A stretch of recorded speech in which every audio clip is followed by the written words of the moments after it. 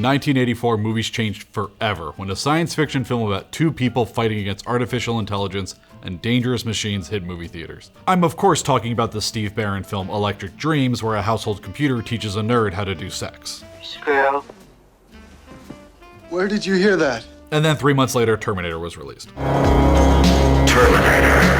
The sci-fi horror thriller, made on a budget of less than $7 million and with very little faith from distributors, became a box office smash and changed the landscape of genre films and popular culture for years to come. Oh no! John Wilkes Booth! Hasta la vista, AB.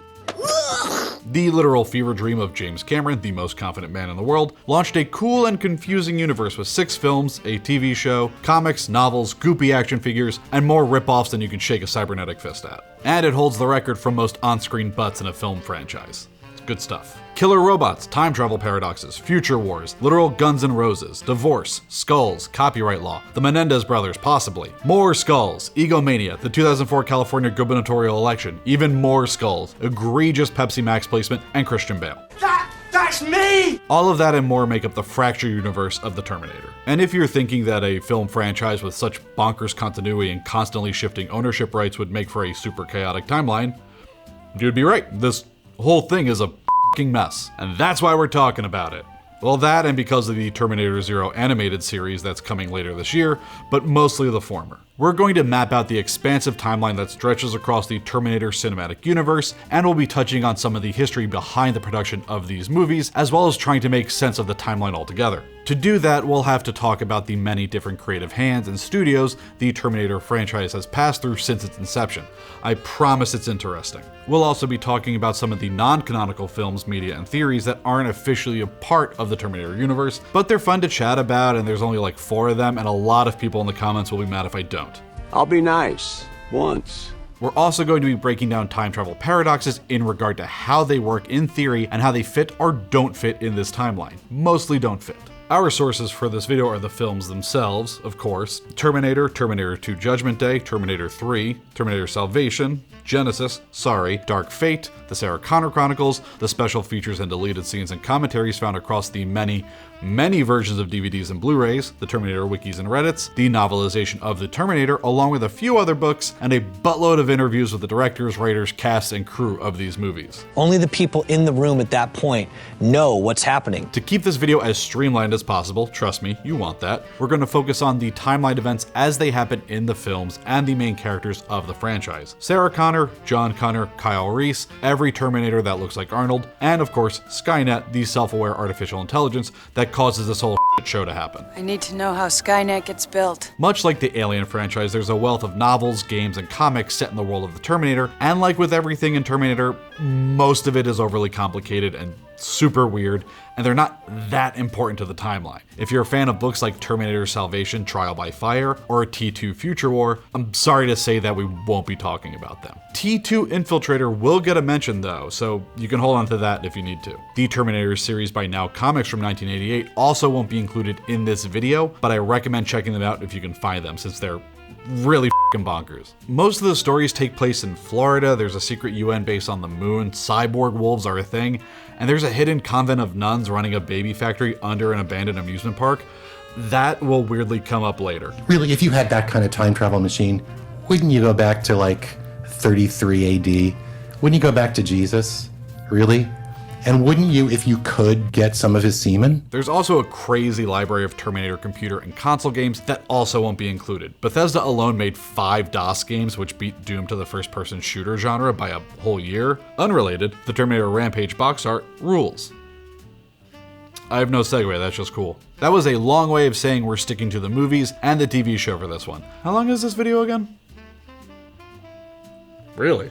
It's gonna be a lot of Terminator talk, which means we'll be riding the highest of highs and then a steep dive into absolute f***ery. But if we want to earnestly talk about the Terminator franchise, we have to talk about the big man himself, JC, James Cameron. In 1978, the Canadian-born filmmaker, along with screenwriting partner William Wisher, directed his short film titled Genysis. The short film, funded through a series of dentists, is about a character named Raj, an engineered man trained to save humanity from the final cataclysm. and a woman named Lori who was raised by machines. The two discover an old spaceship that's got killer robots in it, and then Cameron plays with toys for the remainder of the runtime mostly. From there, Cameron worked on the Ramones movie Rock and Roll High School and was soon brought in under the Roger Corman umbrella. Roger Corman's impact on film history is its own video on its own, but his productions were known for being done on incredibly cheap budgets on insanely short turnarounds. The original Little Shop of Horrors was shot in just 2.5 days and mostly as a dare. Oh my god, don't stop now! And it was on sets that Corman already used on his previous film, A Bucket of Blood. And so many directors got their start under Corman as well. Rest in peace to a man who completely changed film history. Cameron's early gigs included films like Battle Beyond the Stars, Galaxy of Terror, and John Carpenter's Escape from New York. During his time in the trenches with Corman, he met Bill Paxton and Lance Henriksen, who would become regulars in his early films.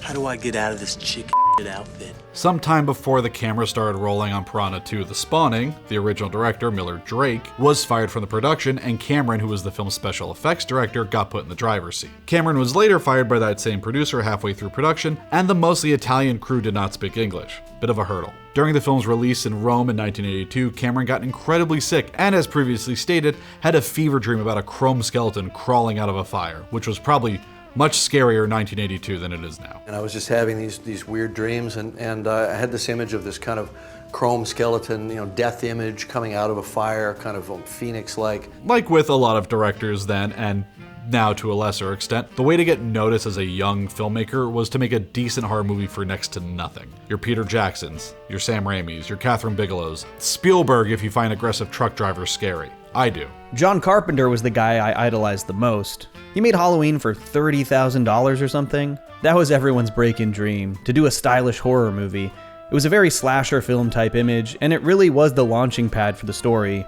Cameron got to work on what would become the script for Terminator, much to the chagrin of his agent, who told Cameron he should focus on other projects. Cameron responded to this by firing his agent. And that feels like a good stopping point to briefly talk about Cameron as a filmmaker, because his presence hovers so largely over the Terminator franchise, even the movies he didn't direct. Sam Worthington was cast in Terminator Salvation purely because Cameron enjoyed working with him on Avatar and suggested him for the part. There's a lot that can be said about James Cameron's approach to filmmaking. His reputation has evolved over the years, but it's safe to say that he's an extremely technical and detail-oriented filmmaker, down to how dirt looks on frame. On the flip side of that, he's a very broad storyteller who paints with brushes the size of snow shovels in regards to the subject matter of his films. He loves roughnecks, blue-collar workers, snarky kids, realistic future tech, love stories, and of course, water. Dude loves the blue stuff, in many ways. I just don't see you going back to the water anytime soon. So, no sequel? The world of the first two Terminator movies does such an incredible job of taking stories about time-traveling robots, future wars, cursed existences, and artificial intelligence, and molds them into brilliant horror and action films while still being appealing to a mainstream audience. Even kids, like a crazy impressive feat. Hasta la vista, baby. Cameron is also known to be an intense director who demands perfection from everyone on set, to the point where some of his collaborators have refused to ever work with him again. And that's putting it lightly. She just said, hey man, we are not animals. I don't know what you're doing here, but we are not animals. This quote from a GQ interview about working with the crew of Aliens fills out the picture I'm painting. The Pinewood crew were lazy, insolent, and arrogant. There were a few bright lights amongst the younger art department people, but for the most part, we despised them and they despised us. And to round it out, he also had the habit of marrying his muses, which seems like a bad move, at least after divorce number 2. And with that segue, it's time to talk about the sexy, sexy world of film rights.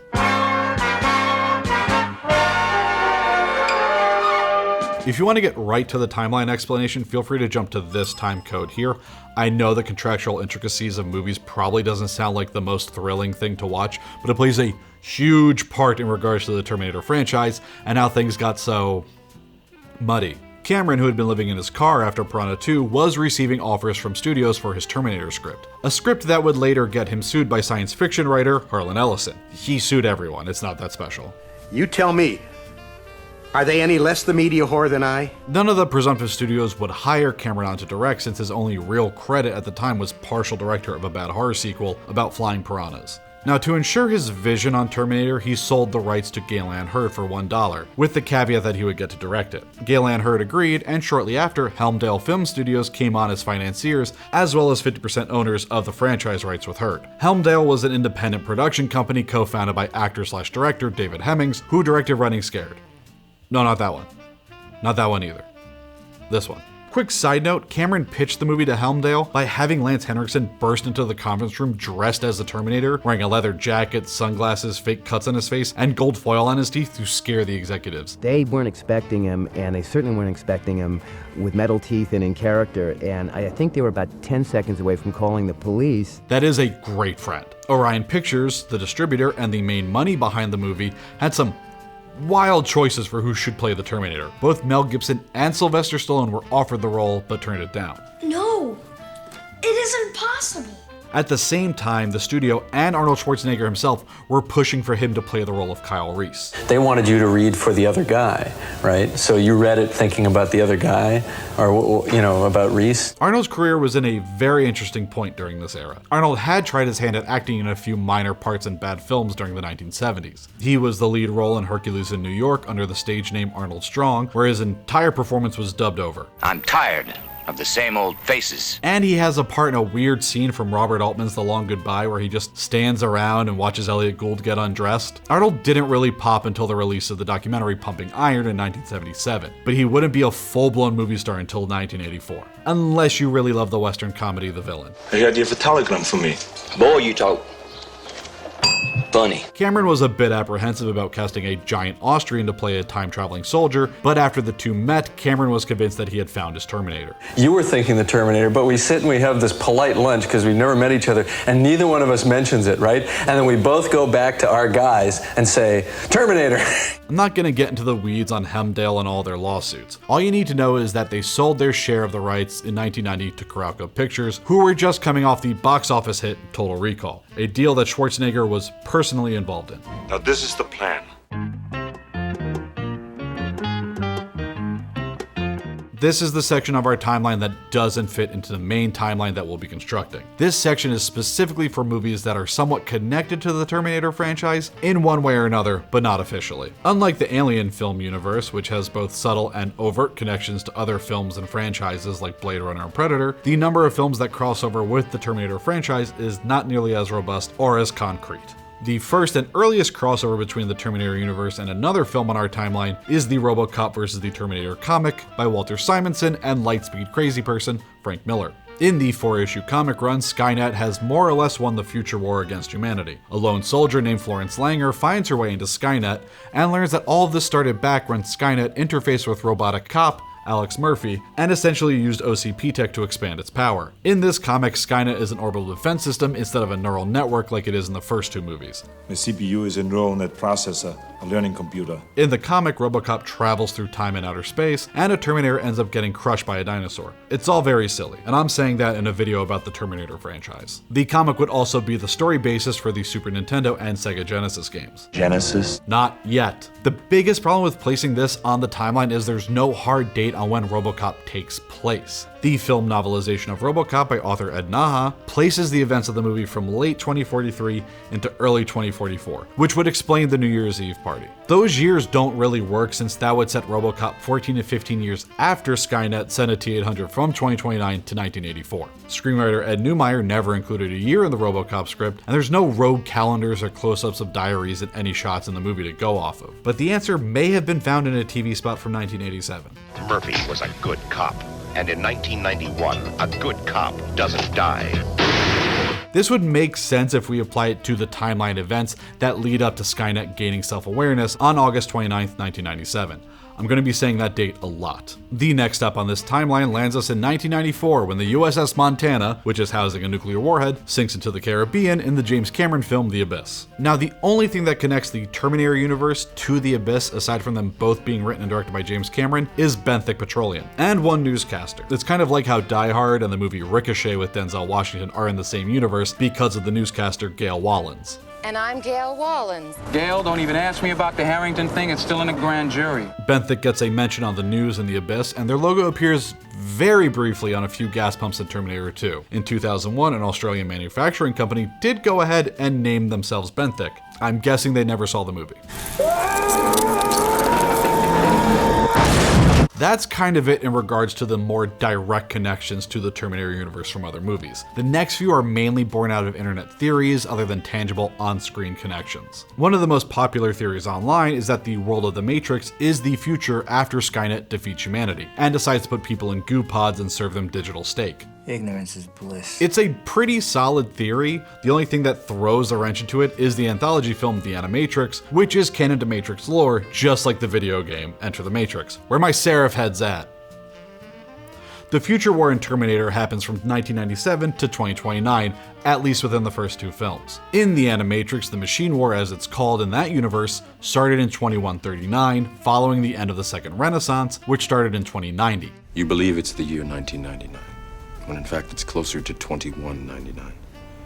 I can't tell you exactly what year it is, because we honestly don't know. So the Matrix theory kind of works, but doesn't make sense on our timeline, since it's so far past even the most future date on the Terminator universe timeline, which is in 2042. There's also the Predator theory, which posits that Major Alan Dutch Schaefer was used as the human model for the T-800 because he was so good at not getting killed by a deep space sovereign citizen. It's a fun theory. Is it more fun than Sergeant Candy? Ah! Yes, definitely. We'll talk about him later. The Avatar universe could possibly be slotted into the main Terminator timeline. Avatar and Avatar 2 TWOW are set in 2154 and 2168, more than 100 years after John Connor makes his killing blow against Skynet, depending on which movie you watch. Humanity could have rebuilt as best they could after surviving extinction, and then decided to spread to other planets now that Earth is unfixable and covered in skulls. Earth is dying.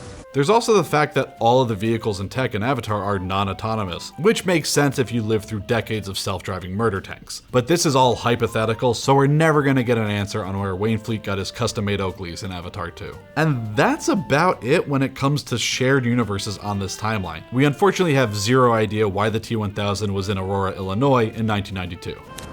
Have you seen this boy?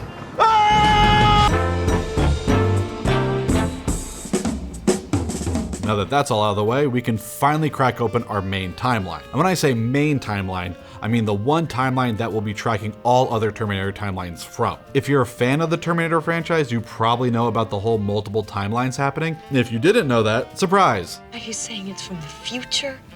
One possible future. If we look at just the films and their continuity, there's at least 3 timelines and 1 abnormality in the universe happening. Simplified version might look something like this, but our version looks more like this. And if you want a less ridiculous version, it looks something like this. And this isn't even covering the comics, which one has a timeline where Jane Connor is born instead of John, and Skynet just ceases to exist throughout time, and all the people it killed come back to life, like Sarah Connor got the Dragon Balls. The constantly shifting franchise rights, distributors, and creative minds behind the films are some of the big reasons for such a stupid looking timeline to start, but we're going to be approaching this a different way. I believe that we can solve this timeline and figure out what happened within the universe itself. I'm using the word solve very loosely. I already feel like I'm putting more thought into this than some of the people who made these movies. We can fix it. So let's establish some major events on our timeline by talking about the one that started it all, 1984's The Terminator. We're going to kick things off all the way in the year 2029 on what is supposedly the night that Skynet is defeated by humanity. In Terminator, Skynet is an artificial intelligence created by Cyberdyne Systems, one of the harbingers of the apocalypse. In an effort to save itself, Skynet uses time-displacement technology to send a T-800 infiltrator unit back to 1984 in an attempt to kill Sarah Connor, the eventual mother of John Connor, leader of the human resistance and Skynet's worst nightmare. Future John does the same and sends Sergeant Kyle Reese after the T-800 in an attempt to save Sarah. These two events always happen in one way or another in every timeline. Or maybe just this timeline. We'll get there. Now we're going to jump back in time to November 13th, 1965, to the birth of Sarah Connor. I swear this is important. Things stay quiet on the timeline until May 12, 1984, when the T-800 arrives in Los Angeles. The Austrian-sounding murder machine bubbles up to the top of Griffith Park Observatory because the hike is a bit of a pain in the ass. There's going to be a lot of LA jokes. Put it on the board. The cyborg kills 2/3 of Bill Paxton's gang, gets a cool jacket, and begins his hunt for Sarah Connor after he betrays Dick Miller's trust. You can't do that. Wrong. Kyle Reese then arrives very shortly after the Terminator touches down. He quickly steals pants from a homeless man as well as the cop's shotgun and hits Pico Boulevard. I know we talked about how Arnold wanted to play Kyle Reese originally, but some of the other weird choices for the role were musicians Bruce Springsteen and Gordon Sumner, who's more commonly known as the songwriter of The Emperor's New Groove. The Terminator lets his fingers do the walking and starts eliminating Sarah Connors around LA County, while the one he's looking for is busy working at Big Jeff's getting ice cream dropped in her pockets by a kid. She gets stood up on a date and decides to go to the movies alone, which we should all be doing more of.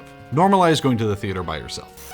Be in the dark with strange people. While trying to enjoy some pizza on what sounds like a decent Friday night, she learns about the Sarah Connor killings from the same news guy who's in the abyss. She leaves the restaurant and quickly dips into tech noir after Kyle Reese blows it at not looking like a guy who just aggressively stole another man's pants. The Terminator kills Sarah's roommate Ginger along with Rick Rossovich and finds out from a fellow machine that Sarah is hiding out downtown.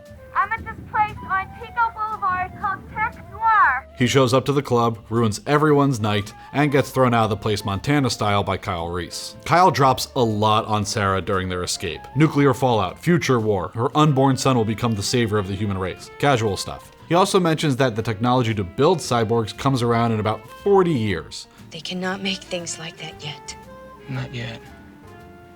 Not for about 40 years. That'll come back around. Reese and Sarah get picked up by the LAPD, who somehow let a 6'2" man, the width of a refrigerator, just slip through their fingers. The T-800 does some at-home surgery before it rolls up to the police station, where Reese is having a super chill time with Dr. Silberman, Shut up! who heads home just before the fireworks start.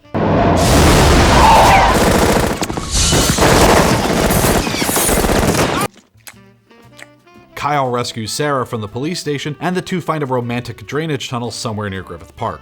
He tells Sarah more about the future, John, and her inevitable life as a mother/drill sergeant. Come on, do I look like the mother of the future? This event alone affects so much in regards to time travel and paradoxes, and things get even more complicated when they bang. Complicated in regards to time travel, not like casually dating complicated. And there's also Sarah's nightmare, which shows Franco Columbo wiping out a survivor camp in the future and the photo of Sarah burning in the attack. Is this a potential future where Kyle never made it back to 1984? Who can say? One possible future. This is one of the biggest recurring tropes in the whole Terminator franchise, time travel paradoxes. In this case, a bootstrap paradox. If you're watching this video, you've most likely encountered this term or an example of it in film or TV. If you don't know, a bootstrap paradox, also known as a predestination paradox or an information loop, is a paradox that occurs when any action, information, person, or object causes itself as a consequence of time travel. In this case, John sends Kyle back to protect Sarah, and they end up conceiving John,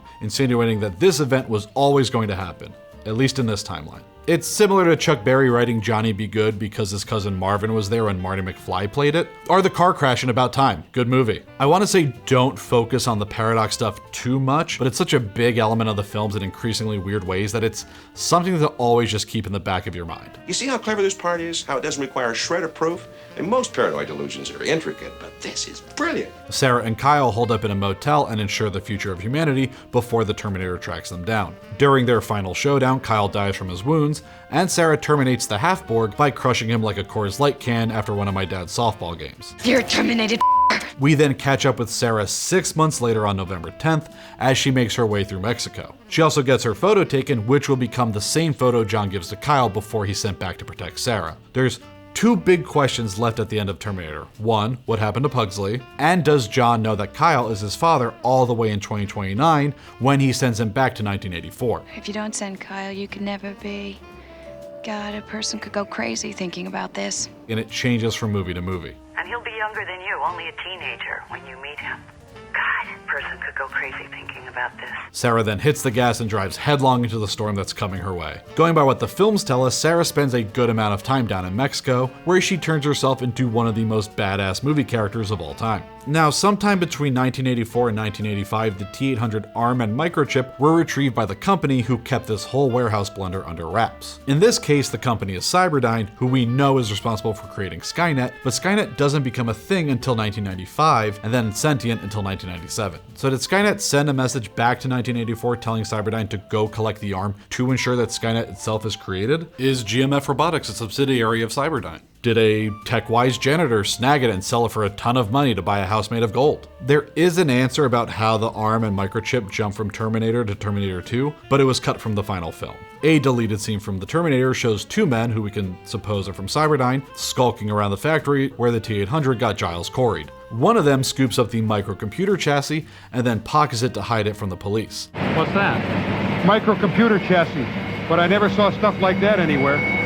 Weird. The main reason this was even in the film to begin with was because executive producer John Daly forced these two actor friends of his into the movie against Cameron's wishes. Thankfully, they were cut out for reasons Cameron makes pretty clear. These guys were terrible. John Daly, bless your soul, buddy, but they suck. Regardless of how the chip and arm got there, it's one of those time loop paradoxes that you don't have to worry about too much. The movie itself tells us this. Well, if you know where it came from. I asked them that very same question once, and you know what they told me? Don't ask. Sarah gives birth to John Connor on February 28, 1985, trains him for his eventual future, and then she gets thrown into Pescadero State Hospital for the criminally insane after she's caught trying to blow up a computer corporation in Los Angeles. With Sarah locked up, John gets put into foster care, and there's no answer how long the two have been separated. A year, maybe 2 years, a couple of months, it's hard to tell, but we catch up with the Connors on the timeline in 1995, and the absolute masterpiece that is Terminator 2, Judgment Day. I am rock hard. The production history of T2 is endlessly fascinating and insane. I highly recommend any and all behind the scenes stories and making ofs you can find. It's kind of a miracle that it exists in the first place, and it's all downhill after this, so enjoy it. After a quick peek at the future war, with way more skulls this time, we're once again introduced to the T-800, cheeks first, as he's dropped outside a biker bar. He roughs up some long hairs and hits the road to try and intercept the T-1000, who is on the hunt for John Connor, who has been living with foster parents Jeanette Goldstein and Xander Berkeley, while Sarah has been locked up. John spends his afternoon emptying out ATMs and playing arcade games with Budnick, while both robots track him down at one of our nation's greatest landmarks. The Galleria? I know he's been praised a million times for it, but Robert Patrick as the T-1000 might be one of the best film performances ever. I'll stick by that. And shout out to Tim for not snitching, unlike this narc. After rescuing John, we learn that this T-800 was reprogrammed and sent back by future John to protect himself. They head upstate to break Sarah out of jail, while she's already in the process of beating up pervy orderlies and threatening to drain O. Silverman's bloodstream. The trio manages to escape without Sarah getting to really soak in how good it must have felt to be proven right about future robots. They make their way out to beautiful Lancaster, California to meet up with Sarah's old compatriot Enrique, and she spends most of the time just looking really cool. Meanwhile, Cyberdyne's director of special projects, Miles Dyson, is hard at work building the neural net processor that will become Skynet, while also dunking on airplane pilots. Imagine a jet airliner with a pilot that never gets tired, never makes mistakes, never shows up to work with a hangover. Sarah plans to flee to Mexico with John, but after the absolute worst stress dream of all time, she heads north to kill Dyson in the hope of stopping Judgment Day, and we get into some more predestination paradox territory here. Killing Dyson might actually prevent the war. I don't care! Dyson is saved by an RC car and gets an up-close look at what the future brings if he keeps working on his technology that'll replace those shiftless wino pilots. He then does the most unbelievable thing for a tech CEO to do and agrees to help destroy the microchip that will become Skynet. We have to destroy all the stuff at the lab, the files, the disk drives, everything. And then things are just awesome for the last 45 minutes.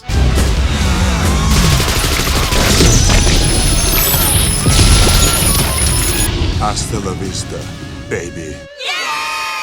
The T-1000 meets its end in a molten metal bath, and Uncle Bob follows right along to ensure that all Skynet technology from the future has been destroyed in the present, and that Judgment Day is averted. It appears to work, especially if you're watching the special edition, where we see future Sarah in a park and learn that August 29th, 1997 came and went without any nuclear explosions, and that Sarah spent an unknown amount of time celebrating. I wanted to run through the street yelling, to grab them all and say, every day from this day on is a gift.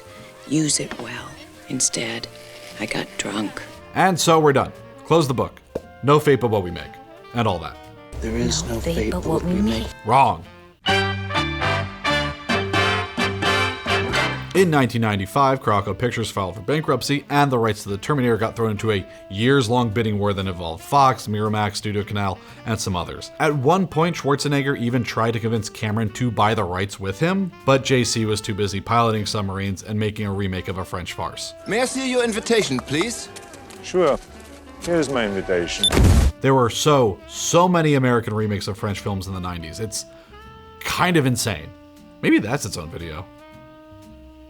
After all of that fumbling over the rights, C2 Films, which was founded by the guys who were in charge of Coralco, ended up with Heard's majority share, and Terminator 3 went into production with director Jonathan Mostow at the helm. He directed Breakdown. It's great. I'm gonna blow your f***ing head off! Sometime between the events of T2 and T3, the remnants of Cyberdyne are acquired by the United States military, like how Weyland-Yutani got bought out by Walmart. They went under decades ago, get him in way before your time.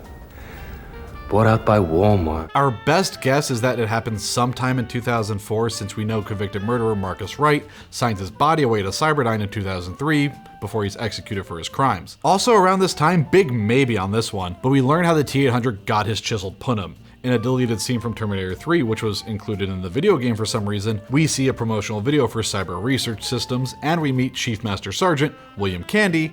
Hi! I'm Chief Master Sergeant William Candy, who was selected as the human model for the T-800. This also means the events of the book T2 Infiltrator live on their own weird timeline. While hiding out in Paraguay, John and Sarah meet former Cyberdyne agent Dieter von Rossbach, whose physical appearance is the basis for the T-800. So do all the T-800s just look like Arnold? A Terminator is built in a factory, and there's one after another, and they all look like Arnold. Oh, thank you, Stan. Terminator 3 Rise of the Machines picks up in 2004, 10-ish years after the events of T2, where we're reintroduced to John Connor, now played by Nick Stahl. They tried to murder me before I was born. When I was 13, they tried again. No, you were 10. Since we saw her last is that she's had her son, John Connor, and he's now 10 years old. Probably just a typo. John is in a pretty rough place, constantly on the move and having nightmares about a future that never happened. Yet. After John beefs it on his motorcycle, we're introduced to Christiana Loken as the TX Terminator model, which feels like it was developed after Skynet watched Showgirls a bunch. I like your gun. Thanks. How you bought it at Versace? Arnold had actually pushed for professional wrestler Chyna to play the TX in this movie. I think that would have ruled. The TX begins her hunt for future resistance fighters in the past, while John is busy breaking into a vet clinic to treat his wounds with dog tranquilizers before passing out like Rip Torn in a bank. We're also introduced to the T-850, who gets sent back in time and starts dressing like watered-down Rob Halford before he's on his way to find John. Speaking of which, the savior of humanity is soon found by veterinarian Catherine Brewster, who easily tricks him, paintballs him, and then locks him in a dog kennel. Next time, bring a clue, not a paintball gun. And I know she's the daughter of an Air Force general or whatever, but there's no way she knew that that gun, which looks a lot like a gun, was actually a paintball gun. She lights him up like she's Tom Cruise in Collateral. Could have been a way different movie. Take a look.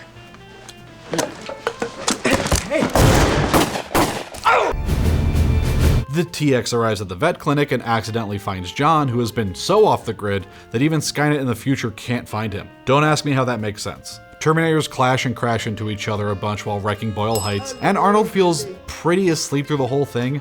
He's probably caught up thinking about running for governor in 3 months. And it's kind of hard to blame him. There's some good stuff in Terminator 3, but it's mostly a not fun movie reminding us how much fun Terminator 2 was. Like an egregious amount.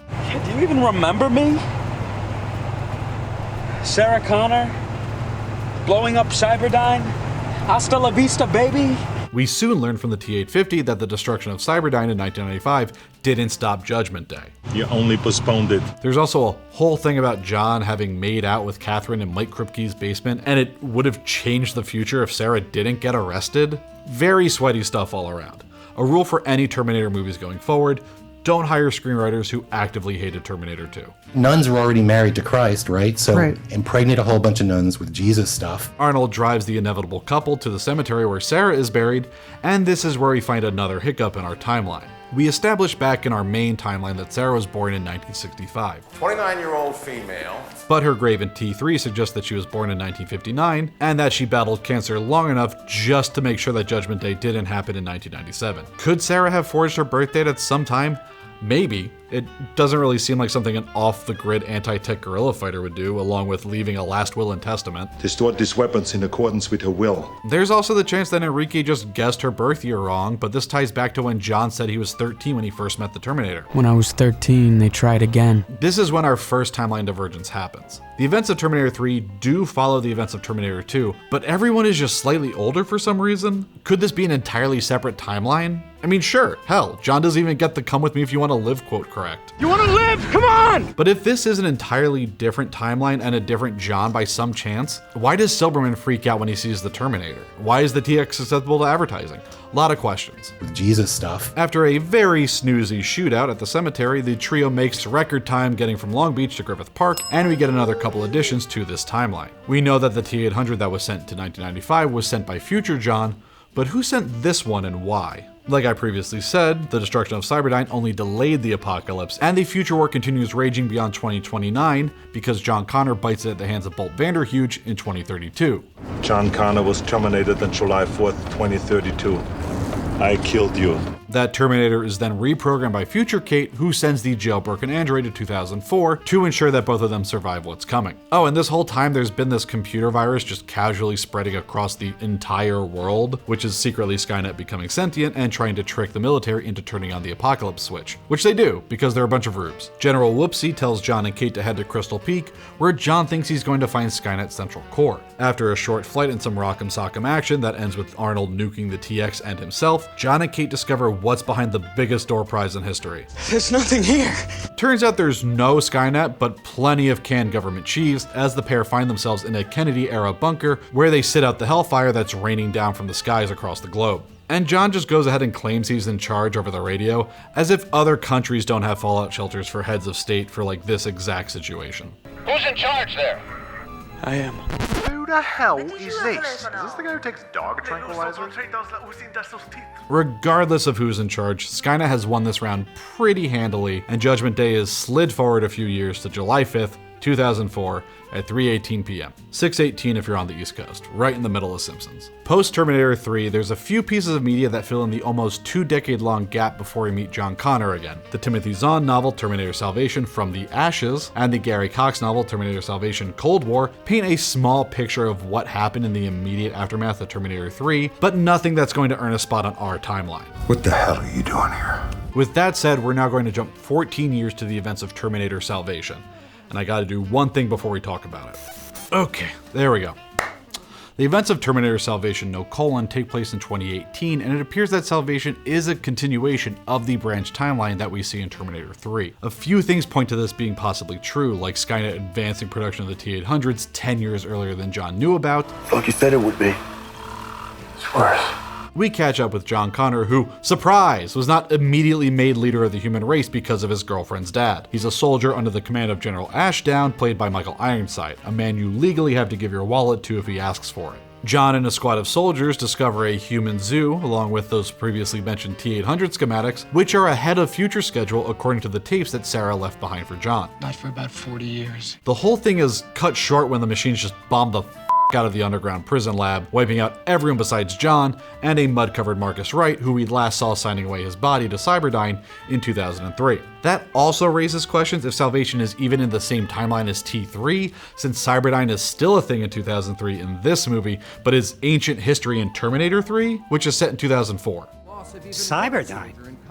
It's ancient history. What he said. Marcus makes his way to Hollywood.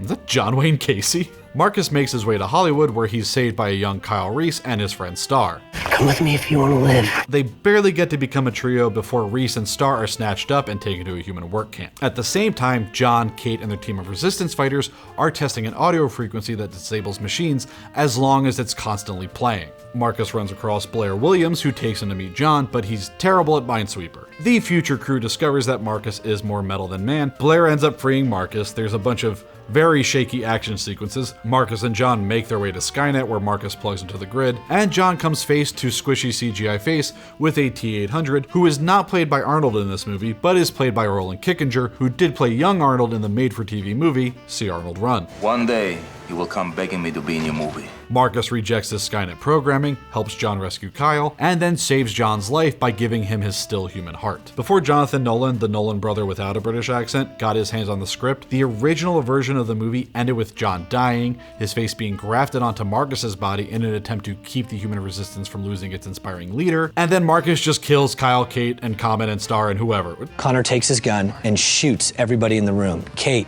Kyle, Blair, Star, everyone. Who wrote this? Seaman? After a lot of flashing lights and digital HUDs, Salvation ends with John giving a speech to humanity as they fly off into the sunset. Oh, good for you!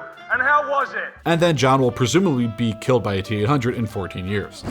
I killed you. But at least we learn how John got his cool scars, something we all totally wanted to know how that happened.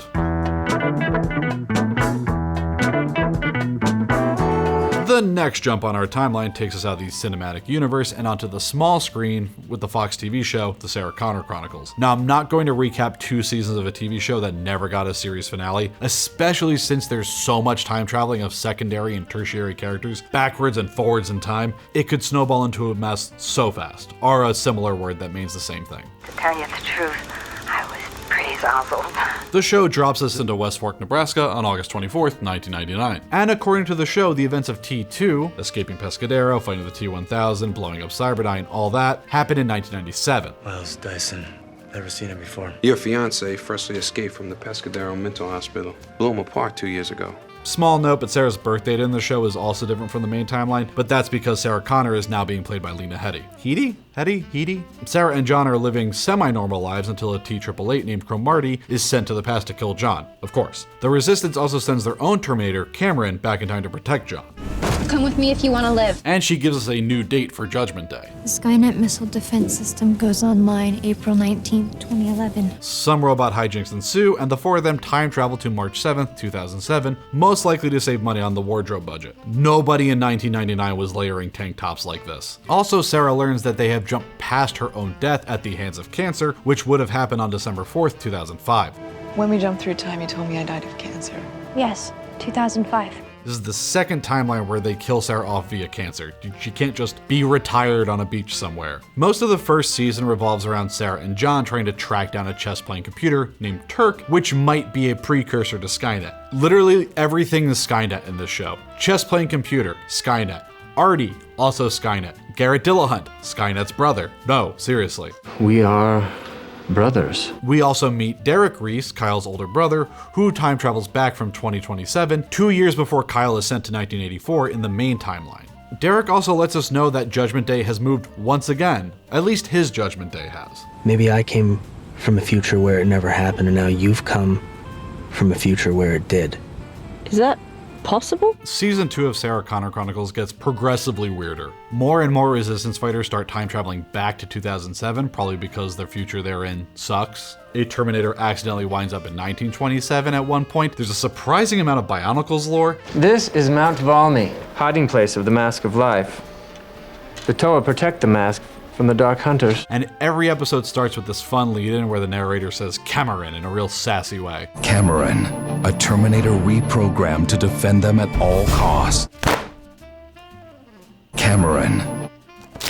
Oh, and Shirley Manson from Garbage is a T-1001 who traveled back in time, killed a tech CEO, took her place, and is trying to stop Skynet from becoming a thing and also protect John, probably because he's a delicate boy in an hysterical realm. The season 2 finale comes to a somewhat zazzled end with John and Scott Bot both traveling to 2026, where John is found by men with guns and shiny black uniforms. Specifically Derek, Kyle Reese, and Allison, the human that Cameron would eventually kill and replace before being reprogrammed by the Resistance. The Sarah Connor Chronicles was sadly canceled after 2 seasons while being produced in the midst of the 2007 to 2008 writer's strike, similar to the production of Terminator Salvation. Show creator Josh Friedman, along with his writing staff, all agreed to never talk about what the 3rd season of the show was going to be. But John Connor actor Thomas Dekker was pretty open and chatty about it, saying that we would have seen John become the leader of the human resistance in the future, while Sarah worked to destroy Skynet in the past. There you go, I just blew a lot. Josh Friedman will be pissed, but use it. Just one of the many futures we'll never see. We're diverting back to the movie universe now and visiting the silliest of the timelines, the Clown Shoes dimension of Terminator Genysis, directed by Mr. Kill Your Franchise, Alan Taylor. That seems mean to Alan Taylor, he does good TV. This timeline starts all the way back in 1973, when a young Sarah Connor is rescued from a T-1000 by a T-800 named Pops. Who sent Pops back 11 years before the time-locked events of 1984? Huh?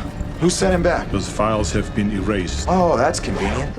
Well, the movie never answers that. But there is an answer of some kind in the Terminator Genysis board game, Rise of the Resistance. Should have added a resistance counter to this video. What are we at? Hey! The game's instruction manual features a story from someone's perspective, talking about the first reprogrammed T-800 called The Guardian. The dedicated people over at TerminatorFans.com, thank you for your service, reached out to the game studio, and the narration is being told by Alex. You know, everyone's favorite Terminator character, Alex. We then jump to 2029 to a future where there has a real lack of skull piles on the eve of humanity taking down Skynet. The Genysis timeline is vaguely similar to the main timeline. Judgment Day is still August 29th, 1997. The coordinates are set for 1997. Skynet still sends a T-800 to 1984. The Dyson family is hanging out. It's all just a lot, I'll say, dumber. We catch up with Kyle Reese in a future war where whey protein is still a thing, and he's about to be sent back to 1984 to protect Sarah. Right before Kyle hits the time stream, John, played by Jason Clarke, is attacked by Alex. Shocking, I know. Turns out Alex is actually a T-5000 and infiltrated the Resistance to seemingly close the John Connor time loop. I'm Skynet. Does that raise questions about why Alex would help send the Guardian back in time to protect Sarah if he was just going to kill John in the future anyway? Yes. Does this play into the film at all? Absolutely not. While Kyle is on his way to check out the Summer Olympics, he starts having visions of himself in a past that isn't full of hunter killers and blue collar grading. A past where a very boring child gets super excited about getting a lifestyle app for his birthday. No way! This is the first time on screen where we've seen the blending or branching of timelines. Did Pops rescuing Sarah cause this? Did Kyle f up somehow? My sweet, sweet Alex? Who can say? The screenwriters didn't. Kyle lands in the past along with the 1984 Terminator, who is intercepted by Pops and a battle-ready Sarah Connor. Come with me if you want to live! Skynet also sends a T-1000 back to 1984 for some reason. Or maybe it's two Skynets in two different timelines sending different Terminators back to this weird fixed point. The T-1000 enters the scene like Tandy Amon Dupree before it's cooked in acid like a nice ceviche. Sarah informs Kyle that they've been awaiting his arrival for over a decade. I've been prepping for you to arrive for over a decade. And get caught up in time babble talk about how this Judgment Day has maybe changed, along with the timeline. Yeah, October 2017. No, that's too late. That's after Judgment Day. No, you said everything is changing. You're right about that. Kyle and Sarah time slip forward to 2017, where Pops has been waiting, regrowing his arm, and fully embracing his Silver Fox thing. Oh, and Future John has also been there the whole time. It turns out Skynet sent John back in time to Burbank, California in 2014 to ensure that Cyberdyne Systems built Genysis, and he probably saw Jay Leno at Flappers a bunch. He's literally always there. So in this timeline, we have Kyle and Sarah, who never got together in 1984 to conceive John, but future John still exists and is sent back to 2014, even though the events of 1995 never happened, which means everything has shifted forward, or none of it was going to happen at all until 2017 to begin with. My nose bleeding? Also, Nanomachine John has no clue who sent Pops back, despite what the board game tells us. Yeah, who sent you back? So maybe Pops actually was sent from a different timeline and somehow ended up in this one? You know what I think? We're marooned, the three of us. We're exiles in time. That has made the most sense of anything in this whole movie. We, for sure, live in the Genysis timeline, filled with reheated reboots of movies, incompetent artificial intelligence that's constantly failing, and bled-dry IP from weirdos in big chairs who don't even understand the technology they're trying to profit off of before they just unleash it into the world and we have to deal with it. We used publicly available data and licensed data. So, videos on YouTube? I'm actually not sure about that. That seems like something a chief technical officer should know. Also, not what that word means. And not to date this episode too much, but this sucks. Truly awful. It's probably because I've been rewatching these movies over and over again and I'm filled with a healthy dose of distrusting untested technology and corporate greed, but the thing that made the first two Terminator movies great was the humanity of it all, both the characters and the hundreds of artists behind the scenes. I know there's a very loud minority of people who get super excited about generative AI video slap and hoping that it replaces movies, this hideous mess of other people's actual art just mashed through an algorithm that's already Habsburging itself. And this isn't a whole old movies were better like kind of thing. There's tons of bad movies from all across film history. Have you ever seen Bird on a Wire or Blown Away? It's the gift of Pan, of course. I kind of like Blown Away. And don't get me wrong, there's plenty of great indie and studio movies still being made by interesting filmmakers, but it does feel like they're fewer and farther between now more than ever. This is probably what happens when the people who run movie studios hate movies and movie theaters. Other people have talked about this topic way better than I can. At the end of the day, we need to stop accepting algorithm-driven trash from wealthy snake oil salesmen who don't recognize or respect art or the people making that art in the first place. I think you're so creative. You don't know what it's like to really create something. Where was I? Do you ever think about dying? All the time. Sarah, Kyle, and Pops destroy John Doe 3000, take Genysis offline, and Kyle gives his alternate timeline child self some of the worst advice ever. Remember, Genysis is Skynet. Like, what's he supposed to do with that? The trio then drive off into the wild unknown of 2017, which is pretty cool. They get to watch the Eagles win the Super Bowl. Go Birds. In a post-credit scene, we see Skynet survive the destruction of Cyberdyne and turns back online. But it would be for naught since the two planned sequels to Genysis were canceled less than a year after the film's release. At least J.K. Simmons seemed like he was having a good time. Goddamn time-traveling robots covering up their goddamn tracks. Knew it. We're getting to the final few stops on this very weird and confusing trip. We're now going back to the main timeline as we talk about Terminator Dark Fate, directed by Tim Miller and executive produced by James Cameron. We pick back up on the main timeline in 1998, a few years after Sarah and John blew up Cyberdyne. They're living in Guatemala, where John unfortunately meets his end at the hands of a leftover Terminator unit despite Cyberdyne being liquidated. Just one of like a dozen time travel paradox things that doesn't fully make sense. Obviously, John can't exist in the future if he dies in the past, but stopping the creation of something like Skynet in the past doesn't erase its future too? One finally caught up with us and carried out orders from a future that never happened. I guess not. I mean, we did end up getting Chinese democracy, but without Slash. We then jump ahead 22 years to Mexico City, where we meet Grace, who has a real rough landing. 2020 was hard for a lot of us. A few hours later, a Rev 9 Terminator unit also shows up to hunt down Danny Ramos, but is delayed by Grace and Sarah Connor, who is still alive despite dying of cancer in 2 different timelines. We learn that Sarah has been wandering across country lines as a cursed robot slayer who's been receiving text messages about locations of Terminators traveling back in time. And in between that, she drinks a lot. I hunt Terminators. And I drink till I black out. So is this the same Sarah we see in the special edition at the end of T2? Instead, I got drunk. It's not. We also learn that Grace is from 2042, where Judgment Day did happen, just on a delayed schedule. Sarah and John did stop Skynet from being created. The AI that's trying to wipe us all out? I've never heard of it. Good. But in the most realistic turn of the series, someone else just made a different AI defense system down the road. In this case, it's Legion, the anime cousin of Skynet. I guess hunter-killers are just a blanket term for sentient drones in every timeline. H case. H case? I was a hunter-killer. Unlike most of the movies, there's no hard date when Legion turned against humanity, but it was probably sometime in the early 2020s since we see young Grace at the end of the film and on day 1 of Legion's attack, and according to the Terminator Wiki, Grace was born in 2010.